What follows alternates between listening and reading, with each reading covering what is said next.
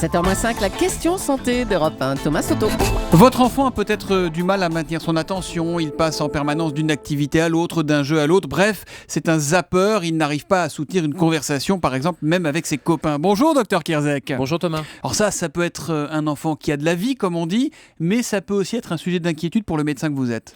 Bah oui, ça peut être un sujet d'inquiétude si cet enfant qui chahute déborde, j'allais dire, d'inattention et chahute au point qu'on ne peut plus le contrôler, il ne peut plus se concentrer. Et c'est ce qu'on appelle le trouble déficit de l'attention et de l'hyperactivité, le fameux TDAH, qui est un syndrome extrêmement important et en plein développement. 10% des enfants en seraient atteints, 10%. Notamment les petits garçons, qui France. sont beaucoup plus atteints en France et aux États-Unis, en tout cas dans les pays riches, dans les pays développés. Et c'est surtout les petits garçons, puisque ça touche 3 fois plus les petits garçons que les filles. Alors vous nous dites que ce sont des enfants qui chahutent, mais le chahut, c'est pas un symptôme très simple à voir pour les parents.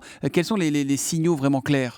C'est des enfants qui vont s'amuser plus que ne le font des enfants. Ils vont s'impatienter, ils peuvent avoir des troubles de l'attention et ça commence à être embêtant quand ils ont des troubles de l'attention à l'école parce qu'il y a des répercussions scolaires. Ce sont des enfants qui vont sans arrêt bouger, ils ne tiennent pas en place. On voit les membres inférieurs, les jambes qui bougent sans arrêt. Et puis l'autre versant, c'est des enfants qui vont s'ennuyer puisqu'ils vont complètement décrocher en classe puisque ce que raconte le professeur ou l'instituteur ne les intéresse pas. Bref, ce sont des enfants qui ont une vie scolaire et éducative perturbée par ce trouble de l'attention. Ça peut commencer à quel âge ?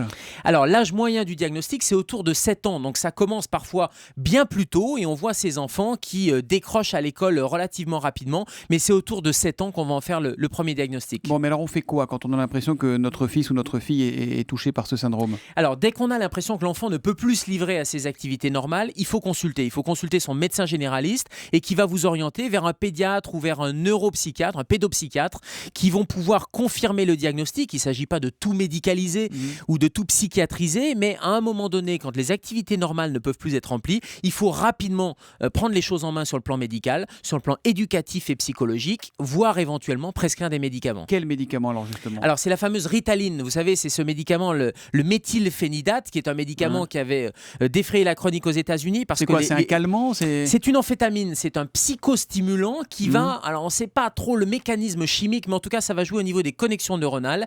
Et aux États-Unis, les prescriptions ont littéralement explosé avec plus de 50% des prescriptions. C'est un médicament qui se prescrit essentiellement chez l'enfant et qui va avoir pour objectif de calmer l'enfant, de calmer ses impatiences, bref, d'essayer de contrôler ce TDAH. Il est aux urgences la nuit et le matin avec nous pour la question santé d'Europe 1. C'est Gérald Kierzek, le docteur d'Europe 1. On vous retrouve demain matin à 7h-5. Bonne journée Gérald. Bonne journée Thomas. À demain.